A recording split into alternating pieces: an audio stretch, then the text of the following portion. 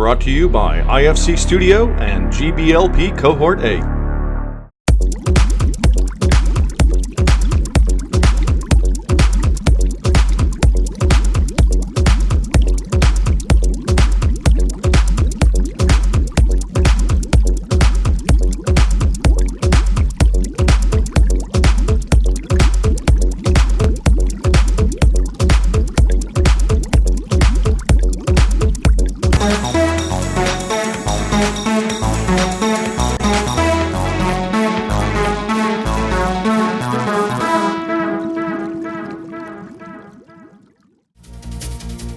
Access to clean water lies at the heart of poverty reduction.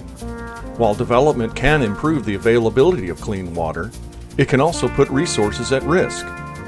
Large-scale projects in development sectors, such as infrastructure, extractive industries, and agribusiness, often lead to conflicts over water resources.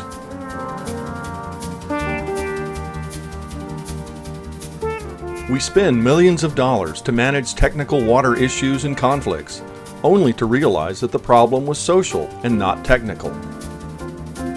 Water becomes an issue when there's a vacuum of trust. It's about a lack of trust in the relationship between the company and the community.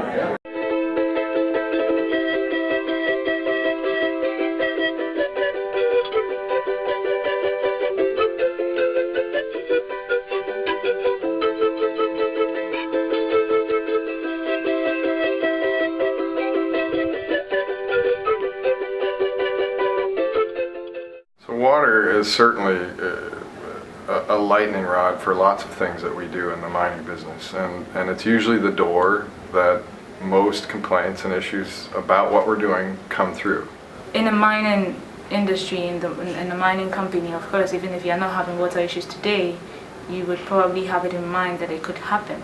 So you want to be very proactive about it. Water has become a central part of risk management in these operations. By the time water is seen as a problem, it's too late. That people put in their water source are sometimes completely incompatible with a mining operation, and so there may be no middle ground in some cases, and then it's inevitable that one side or the other is going to leave very frustrated. IFC is invested in Newmont's Yanacocha and Conga mines in Peru. Yanacocha faced conflicts over water that were both technical and social, ending up in the CAO's office. In Conga, years later, Newmont applied rigorous technical water practices, but the legacy of distrust with local stakeholders has created a new threat. I mean, water is the issue, and water will be the issue today and in the future, and it's only going to get to become a bigger issue. And I think that putting that out in front of us transparently and engaging around it is the only way to address the challenges around water. It's not only the technical side, but also the perceptions and how communities can understand what the impacts of the operation are on water or, on other cases, on ecosystem services. That we really need to understand what is it about the water that's really creating the issue, the concern, the conflict. And many times it is a technical issue around water. It's water supply, or it's water quality, or it's a change that's happened in the water that the community has historically been utilizing.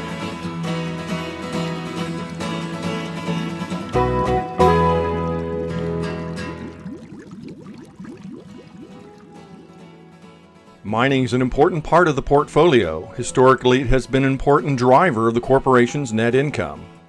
This fiscal year, it has represented 37% of realized capital gains for the whole of IFC.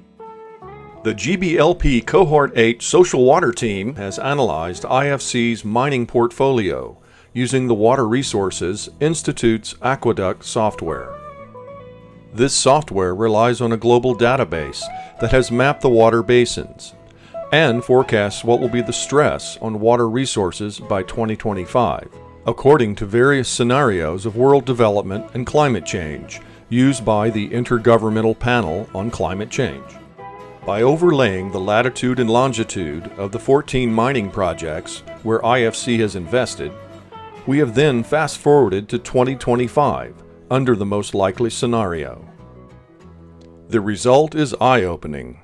8 of these locations will see drier conditions in the next 10 to 15 years, and 4 of these locations will see high levels of baseline water stress, with increase in withdrawals endangering our investments, which are currently worth $258 million in IFC's portfolio.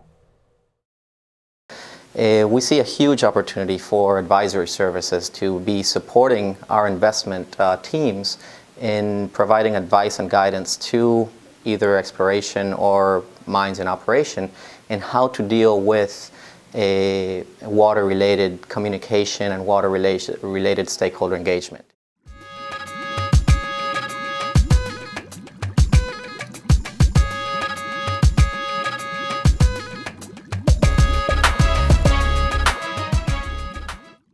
You know, what's the role that an IFC type entity or the IFC could have in that? And I think it's going to vary wherever you are. But I think it's really encouraging the companies and the stakeholders to have a conversation about it.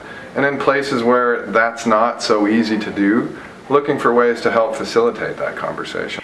Despite getting it right technically, a lot of companies get it wrong socially. And that really is about just lack of engagement, lack of participation, and lack of awareness that water is a highly sensitive, highly political, highly emotional, highly personal issue. And so that's why addressing the social dimension, despite getting everything right on the technical side, is so critical. Perhaps the IFC, there's a role for guiding, and you do. I mean, you produce the guidance notes and all these best practice things that I think are very helpful. But the real problems that the companies have on water is not actually just to save something, because water is not priced in most places. The real issue that they have is making sure that there's enough there. And that's when the other companies start coming in. That's when the entire set of stakeholders around themselves comes in. That's when our advisory needs to go beyond the individual firm and needs to engage practically all the other firms that are around them, needs to engage the households, needs to engage the local and sometimes the regional and national government. To put the water issues in front of us before anybody knocks on that door and opens it, because we want to have that discussion and that dialogue. And the moment you share a watershed, that's the moment when you need to do stakeholder engagement. It's a beautiful opportunity to bring the two skill sets that we have together. There's a real watershed change, I think, in the mining industry now. And in fact, I think those that don't go this way will not be in business. They just simply won't be in business because people won't tolerate, they don't want them. In both Newmont and Rio, happily, if communities don't want us there, we're not going to go there.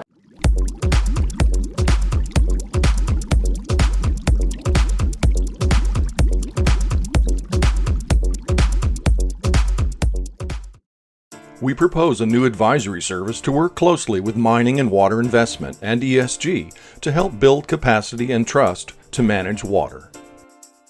This service uses IFC's convening power to offer a platform for diverse stakeholders to design water solutions around our mining investments. The CAO's office recommends a variety of approaches to manage water conflicts.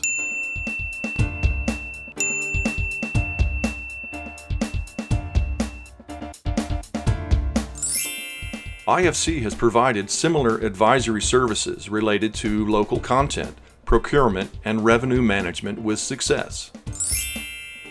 Offering this support around water is new, but the stakeholder engagement and participatory monitoring techniques are familiar.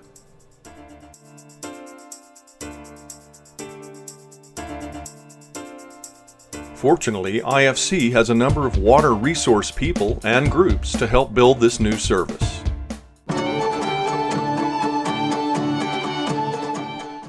In Mongolia, a pilot of this new service is already underway with support from regional management, mining investment, and sustainable business advisory.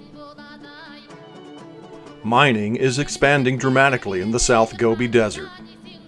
IFC aims to invest in Rio Tinto's Oyu Tolgoi copper mine with a $600 million loan. I'm supportive of this initiative. We need to understand stakeholder fears and expectations around water. We are concerned about future government decisions based on rumor rather than facts. Oyu Tolgoi is an $11 billion project expected to contribute more than 25% of GDP by 2020. The World Bank Mongolia recently approved $6 million plus over 3 years to support groundwater management related to the bank's larger mining and infrastructure project. To complement this, IFC is convening mining companies and civil society to understand their concerns about water availability and uses. Developing an ongoing dialogue on groundwater with stakeholders strikes me as a very good initiative.